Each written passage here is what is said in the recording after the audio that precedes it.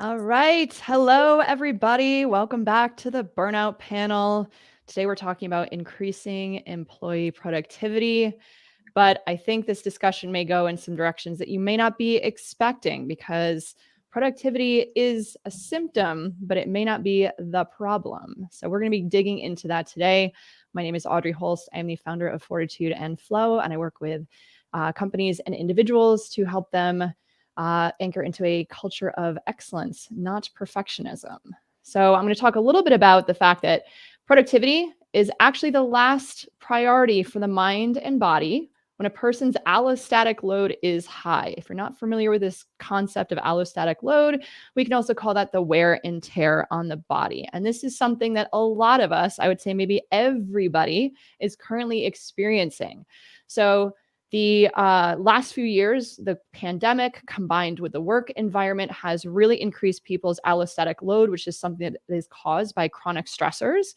And there are a couple of things that are going to be important to anchor to during this conversation in order to really understand how we are talking about productivity. Number one, employees cannot run on adrenaline long term, and they have been running on adrenaline for the last few years, especially high performers, especially folks who want to get the work done, especially high performers. All of these people have been hiding their fatigue. And you get to a certain point when that allostatic load is so high, you can't hide the fatigue anymore. The body starts shutting down, the emotions start shutting things down, stuff stops working, and there is absolutely no reason for productivity to be the number one concern at that point.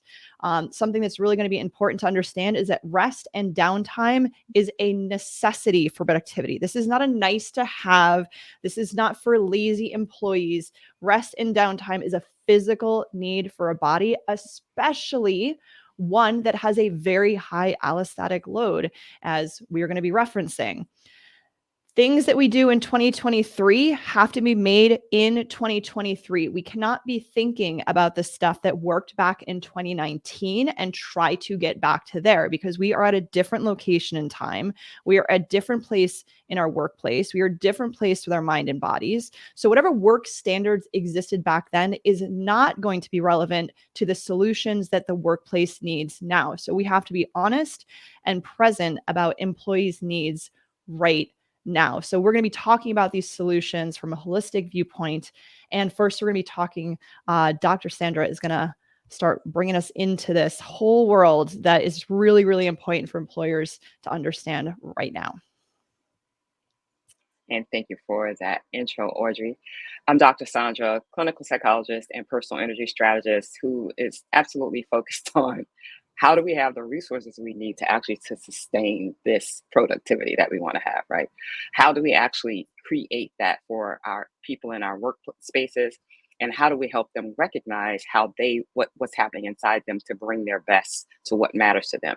So when you think about productivity, you want to actually think about this kind of intersection between the demands or challenges of what you're doing and the skills that someone and the resources that someone brings to it. As Audrey started alluding to it, people are overloaded. That's when they can get to that place when they start to feel like it is taking me twice as long to do half as much. Twice as long to do half as much. So you can imagine that actually at some point when you have people who are high performers who are good at their work, who are innovative, who are creative, and they start to feel like they can't, often they start to push a little bit harder. So what happens? Load is heavier. And when they're pushing harder, they're also draining their resources. Nobody's actually saying, hey, slow down. So they keep pushing. And when you're in that space and you're not having you don't have the resources you need, you actually just start to say, I'm not sure I'm me anymore. There's this sense of self-doubt that comes and a loss of confidence. So in order to help people find this place that some writers like to call flow, where I'm at this space where the demands are here and my skills and my resources are here too. And I got this, right? In fact, I can work with these demands because why? I have a mission and I have a goal in mind. So with this flow, there's a joy that comes from the challenge. And there's also this sense that there's a real clear mission, that this organizational mission also matches something in my own internal mission. So as employers, one of the things that's important for helping people to have this sense of flow to be in this space where there's joy in their work and there's also a sense of meaning and impact in their work, you want to look at how you're setting up the environment for that. it- I went into a real estate office last year sometime, and they actually had up on the wall their mission and their philosophy. I was like, so every time you walk in here, somebody sees this. So, whatever the reminders are that you can put in place that would support people knowing this is the mission, this is what we're going for, and this project is a part of making right this bigger mission happen. When people burn out, they often lose touch with mission, they lose touch with fulfillment. So in order to help them sustain, productivity and to feel engaged, we want to actually keep them involved with this mission. So having people get clear about how their own personal values match with this organization. Like, I mean, I know many of us, no matter what we do, it's like we're at a point in our careers where we don't want to be in places where that don't match our values. And this is something we're seeing about younger generations as well, is that people are looking for work that's fulfilling. So when you do that, you can actually help them make the most of that relationship between the demands and the challenges of a job and the skills and the resources that they have. Being flexible. Some people need flexible work schedules. That's another way to help them like stay there, stay with it, right? But the why behind there is really important, because when you stay in touch with that why, that is like a resource inside of you that matches the resource outside of you, this goal that the organization has that can sustain you over time. So those two things for me, I think, are the most important things that employers can do. Are one is to make sure there's flexibility in the environment. And then the other is to make sure that there's a clear connection between employee purpose and values and organizational purpose, values, mission. I think the last thing I would add is something Audrey hinted to, is to normalize taking breaks and to put in place buddy systems, even where people help each other take breaks, right?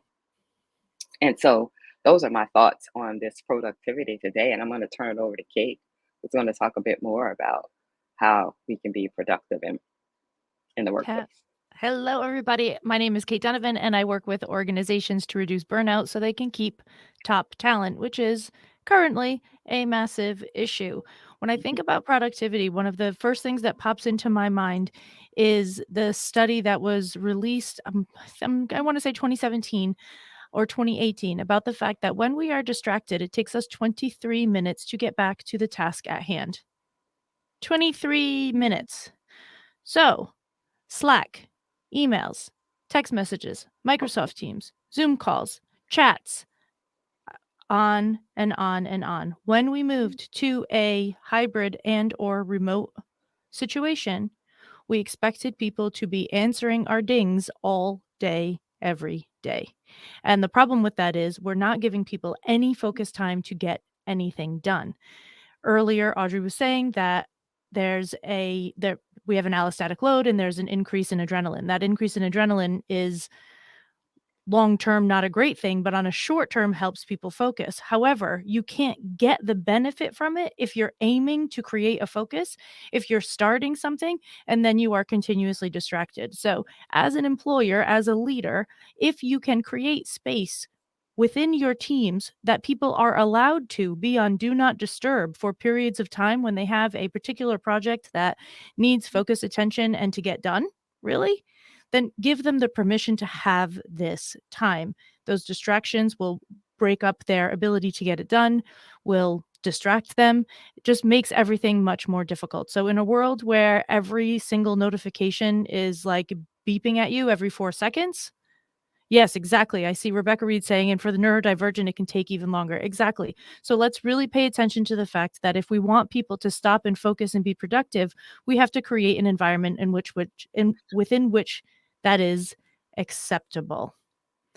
That is my spiel for today, and I'm going to pass it on to Aileen to give you more. Thank you, Kate. So, my name is Aileen Axmeyer. I'm a career coach and workplace wellness speaker with over 15 years of experience helping people land work they love. So, tapping into that flow. And then I also create customized workshops all around reducing stress and improving the employee experience. So, I'm going to piggyback on what Kate shared and talk a little bit more about the structure of how that workflow can look. So, when we think about there's this balance, right, of being available. So if we're in a hybrid environment and you can't just pop over to someone's cubicle and say, hey, can I ask you a quick question about this? There is the need for those Slacks, Teams, emails, etc. We have to find that balance of that deep focus time. So what can this look like and what's the science say around it?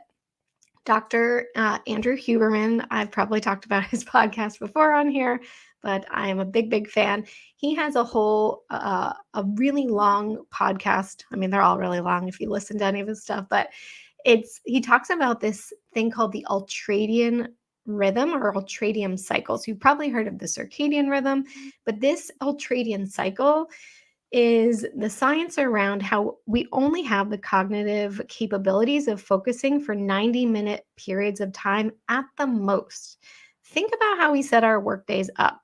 And especially if you are a global organization where there's different time zones, there might be people waking up for a call at 7 a.m., 6 a.m., and then working through 8 p.m. their time. And so that's just literally not physiologically, mentally, emotionally possible in any of the ways to be productive for that duration of time. So the whole theory behind this is that we can try to work with our systems, work with the way our brains work to maximize that efficiency and productivity. So if you batch out 90 minutes to really have your head down and get things done and then take breaks, you're more likely to be more efficient with the tasks at hand. And the studies show we can then tap into more of that critical thinking, creativity, and more of that innovative way of approaching our work, like Dr. Sandra was saying.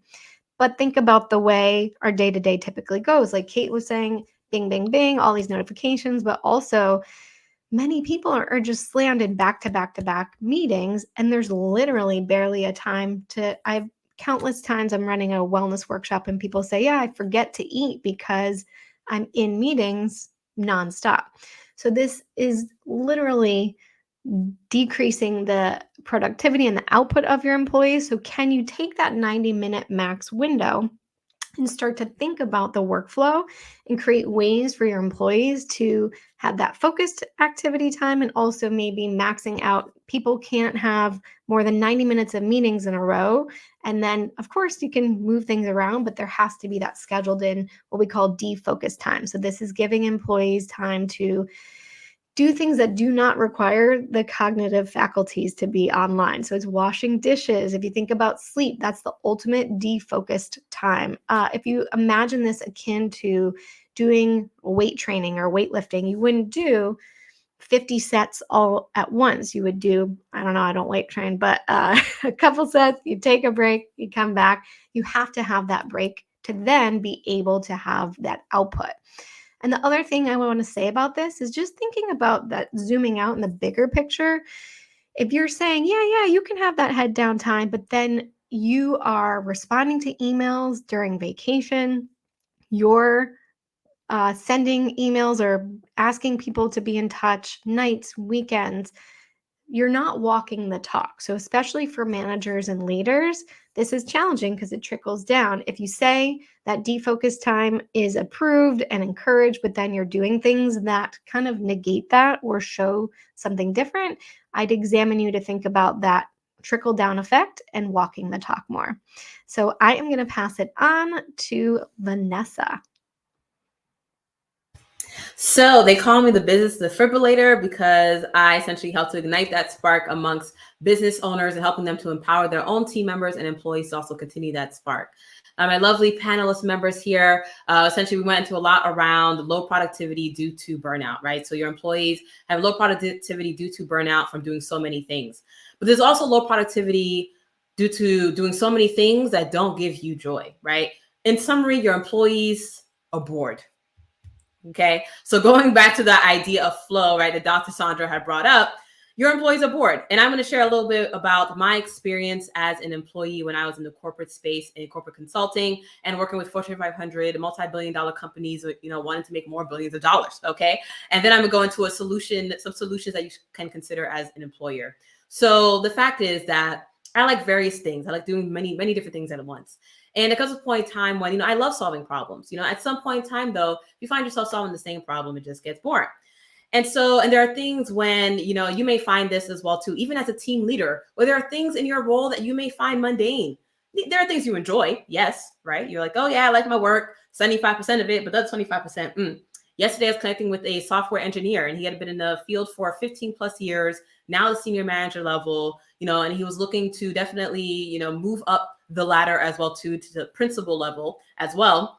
And he had shared that, 75% of the role he does enjoy, but there's 25% he does not. And you can see that 25% is what is taking over, because as he talks about his job, you can see that there's the level of dissatisfaction, but it's like, yes, he loves 75% of it, but what you see is the 25% and that he doesn't like and that he doesn't enjoy. Now, of course, with all these layoffs happening, whether someone is overperforming or underperforming, he's very much like, you know what, let me not rock the boat. I'm just going to keep my head down, manage the team, hit the goals. But, he's still bored. I remember those times when I was bored too, right? Maybe you're listening here as a team leader and you've been bored in your role. Maybe you are bored now. Well, guess what? Your employees, your other team members are probably feeling similar things as well, which is then contributing to the low productivity, right? That's another way that they are out of flow, is that they are not doing what is fully, helping them to come back to life, right? And so to help you defibrillate your own team, the main idea here is that you want to make them come to work. You want to make them want to come to work. You want to make them want to enjoy what they're doing. And that looks different. You can do that in different ways, right? If you have a virtual team versus if you have, everyone comes to the office or everyone comes to the business type of team, it's going to look a little different. But here are some ideas that some of my, when I was a employee, some of my former employers and team leaders did. Here are things as well too that I do in my current team, and even things that I've heard done well as well at other companies. So for example, and Sharon, my fellow panelist, would probably add some more stuff. But for example, right, one of the former employers that I used to work for, they had yoga classes, right? So one of the employees in the office, she was a yoga instructor on the side. And so they scheduled something, the HR team scheduled something where they would have like yoga classes like once a week. And so you did that literally during the middle of the day. You went to the locker rooms because the office had locker rooms, changed, did a yoga class, came back, lunch. And, it was something accepted by the team, right? It wasn't like, oh, you're not doing any work for like an hour. Oh my gosh. Like, no, it was accepted. It was a thing that people did, and et cetera, right? Other things that you may be familiar with. I know this was very popular when I was in the consulting space as well, where it's like happy hour, right? You leave the client office and it's time for happy hour. Let's all go out for time for drinks or whatever. I mostly drank the water, but still, it was still a fun time. Okay, it was still a fun time. But you can even think of like as well mini golf, right? Is there like a mini golf place? Is there or Top Golf as well too? Top Golf's a great place. But essentially, what are some other events or things or activities that you can do? Or maybe you all like one of my former employers, we used to have like a food truck base, right? And so it was this whole thing where at least once a week, there will be someone on the team who would just say, hey, who wants to go out for lunch to the food truck spot and look for food? Okay, but essentially it's making people want to be there, not just from a also, mission and purpose perspective that my peer, Dr. Sandra mentioned, but also from a just enjoying their time, enjoying their experience, right? And so you can think of it as, that yoga class, that mini golf in the middle of the day or at the end of the, end of the workday. Those are also things that help to shift the mind and provide that break as well too, right, for your employees. And sometimes it's just as simple as, not simple, this may not be as simple depending on your hierarchical structure in your company, but even putting a structure in place on your team or at your company where people can move around, right? Or they can take on additional, not necessarily different projects, but additional projects. So for example, I remember when I was an employee and I was working on pricing strategy, and at some point I was, working on pricing strategy for the US team. And essentially, I found myself getting bored. You do not want Vanessa bored. So ultimately, what happened is that, now I'm an entrepreneur, and as an entrepreneur, I still don't want myself bored. But what happened was I found myself getting bored, right? Which then means what? Productivity going low, and it's just trudging along on things. And so what I did was I connected and was able to find a project with the Canada team. And so that didn't mean I didn't do my usual US work, but I also then did the US work and then also was able to take on the Canada team. But you as a team leader, think about, right, you're connecting with your peers at the VP level, at the director level. What else is happening in the organization? Do you see that one of your employees, they're taking a little bit longer? You're going to see it on their face that something just isn't right. Connect with them. Say, hey, there's such and such has a project on this other team. Are you interested in, working in that? They might say yes. They might say no. they might just be like, I didn't even know I could do that, right? And so now they have that in their mind though, but you as a team leader and an employer can essentially help to navigate that and help your employees navigate how else can they, you know, bring that joy back into their work. Maybe you can't promote them, but they can still be, you know, get some joy in what it is that they're doing. So now I'm going to pass it off to Kate mentioned, here for adult recess. Absolutely. Right. Lene, yes. Yes, absolutely. Recess, right? So why not have recess in your adult life? It doesn't have to end. Okay. It doesn't have to end when you're 5. Okay. So yes, love it. All right. So I'm passing it off to my fellow panelists, Sharon Grossman, and then we'll open up the floor for Q&A. So if you have any questions, feel free to type it in the chat and we'll get to you then as well. So Sharon, off to you. Thank you so much, Vanessa. I'm Dr. Sharon Grossman. I work with organizations that want to create a workplace environment where employees are engaged, productive, and fulfilled by addressing and preventing burnout. Now, as you've heard here today, there is more than one solution to bringing productivity up. But what I really want to talk about, and I think some of our panelists have already kind of planted this seed, but I want to take it one step further, is I want to talk about leadership and culture. So I just had a session this morning with a client who tends to be a perfectionist, and he really leads with his heart. So never would he expect his employees to have the same standards that he has on himself. And what we talked about is that it's important for you as a leader to be a role model, because even if you don't have those same standards and you're not beating your employees up for making mistakes or not having the kind of productivity that you expect, they're watching you. And if you have a different set of rules for yourself, they're going to often emulate what you're doing. And that perfectionism and those standards and those unrealistic expectations may end up burning them out and affecting their productivity. So it's not enough to say, everybody has to follow these rules, which takes care of them, but I'm different. It's really important to remember that you are leading this entire company, and that even if you're just a manager and you're not leading the whole company, those employees that you're leading are looking up to you. So you have to take that very seriously and not make yourself the exception to the rule. It's important for you to, as somebody here mentioned, really walk the talk. And so what that means is, if you have perfectionistic standards, you need to start with you, right? What is it that you believe that creates that standard? Is it a fear of failure? Is it a need to prove yourself? Is there something about, if I'm not number one, or if I don't do everything perfectly, then you catastrophize what that means, right? Think about what it's like for one of your employees and what you would do or say if they made a mistake or they didn't have the best performance ever. You probably have a lot of compassion for them and are able to lead them with that compassion. But if you're really hard on yourself and you're beating yourself up, then that's going to be problematic. So we really want to think about the kind of culture that you create through your example. And we talked about the idea of not just getting to the goals that you have in terms of your productivity, but also think about the journey of getting there, because you can get there in more than one way. You can get there by really pounding the pavement and working super hard and working nights and weekends and never taking a break because you've got so much to do on your list. Or you can incorporate more of that wellness and getting away from the perfectionistic black and white thinking of things where we're really extreme, thinking about how to incorporate and introduce a little bit more flexibility and fluidity so that you have that space to breathe. One of the things I talk to my client about is how, let's say you make a mistake. Yes, you want to incorporate whatever you've learned from that situation so that you grow from that experience.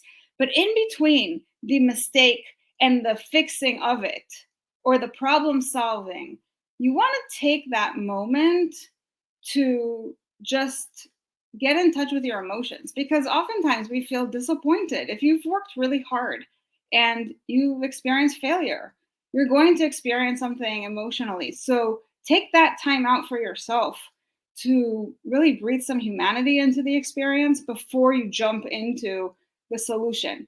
Again, the idea here is we're not robots. And if we are going to be doing this in a sustainable way, we have to take into consideration the human element, which includes our emotions. So you've heard so many really great tips here today, and I really hope that you take some of these ideas and you run with them. And we'd love to hear in the comments also, whether you're watching this on replay or live, what you're going to do. And to just close this out, I know we're going to have some Q&As, and I'm going to pass it over to Vanessa and then Audrey. Yes. So essentially, a question that we got and is, do we think that burnout has gotten worse, right? And I think this is coming from the space of there are, layoffs happening and such of that nature as well too in this world, or at least in some industries, not all industries, but in some industries. And there are people, I think there was an article recently about how a lot of CEOs have, quit ultimately as well too. But yes, what are the panelists' thoughts here, right? The burnout panel thoughts on, do we think that burnout has gotten worse? Kate, raise hand. I'm raising my hand, teacher. Can I speak now? I think burnout is, first of all, we've gotten language around it. So May 28th, 2019, the World Health Organization decided burnout was a thing. So first of all, we're going to hear more about it, because if you're looking for yellow cars, you're going to find yellow cars. We're looking for burnout, we're going to find more burnout.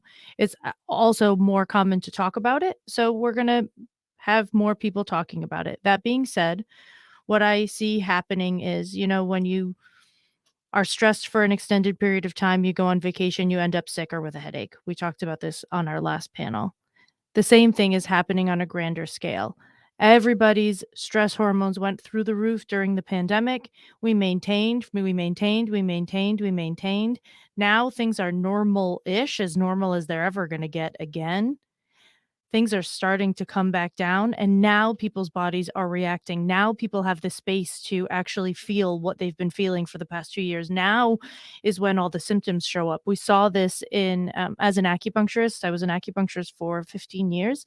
I saw this consistently as a pattern over the years. So I think that it's what's happening now is this is just happening on a grander scale, if that makes sense. Yes. Love. Any other thoughts that any of the panelists want to share? Yes, Dr. Sandra. Yeah, I had a similar thought, which is that because the pandemic pushed us to change the way we work so rapidly, like bam, we didn't have a choice. Like everybody had to change the way they work. Even people who worked online had to change because their clients weren't even in the places they usually are, right? So we got to this place where there was it's really traumatic in some sense, right? There's a real trauma that happens when people are shocked. It's like a shock that happens. So we're at the place now where we're trying to heal it. So even though, I don't even know, probably 20, 30 years ago, people who work in professional development were talking about the personal energy crisis. We now have big organizations like Microsoft talking about a human energy crisis because they have so many different layers in their organization, from the people who are doing the sort of front forward facing to the people who are directing it all, envisioning it. There's like this piece where they're saying all of us are exhausted. Everybody doesn't have what they need to flourish. So we have to step back and take a look. I think what's happened is we've been pushed to really look at how do we do work in a way that's sustainable and that fulfills us and that allows us to grow and evolve. That's where I think we are. So we can't get there without looking at the problem.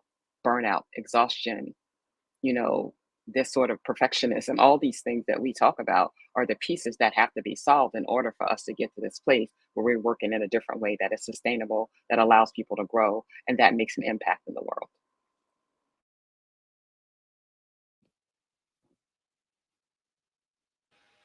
Love it. Thank you so much for sharing. Sharon, I see you're unmuted. What to say?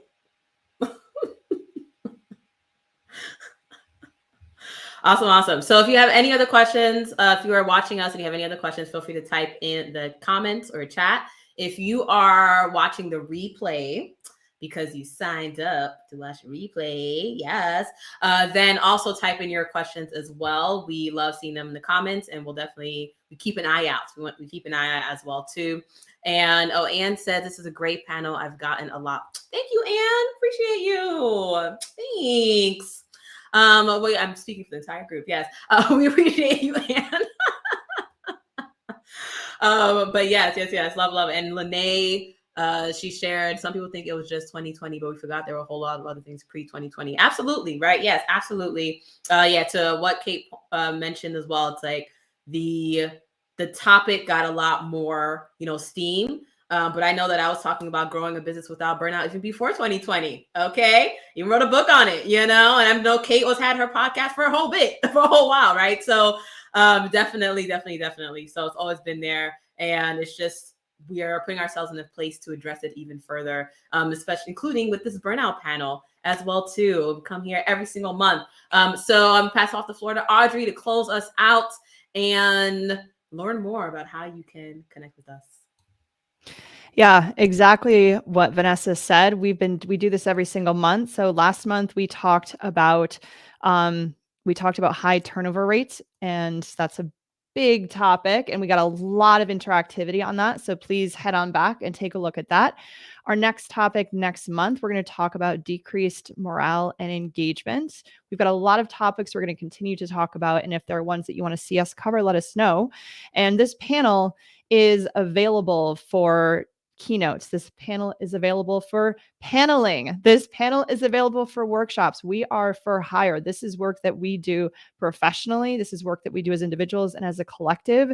And this is something that as you've been listening to us, we're not talking about computers getting tired. We're not talking about technology getting tired. We are talking about human beings experiencing these challenges and how that impacts a company and the company's bottom line. So all of the solutions that we talk about are human-centric solutions. And these are things that are going to be number one on the list for people going forward. This is not going away. This is only going to continue. So this is work that the earlier you implement it, the earlier you start to get folks like us on board in your organization, the faster, the better the results are going to be, because these problems are not going away anytime soon. So make sure that you are following us at the Burnout Panel. Make sure that you are registering for these events so you can get the replays. Make sure you are following us as individuals, because every single expert in this group is constantly posting really high quality, high value content. And this is something, the more you want to feel like there are solutions, this is the kind of group that you want to be following. You want to be following folks who have solutions and who are going to continue to work towards a better workplace. So thank you so much for joining us today, and keep those questions coming. We look forward to seeing you again next month. And I saw that we did have a quick question from the group, from a very active participant. So I wanted to make sure we addressed her, because she was very active today, But she shared, how do we change work culture? And so I just want to address that. We're actually going to talk about that next month. Follow along. So see you next month. Okay, cool.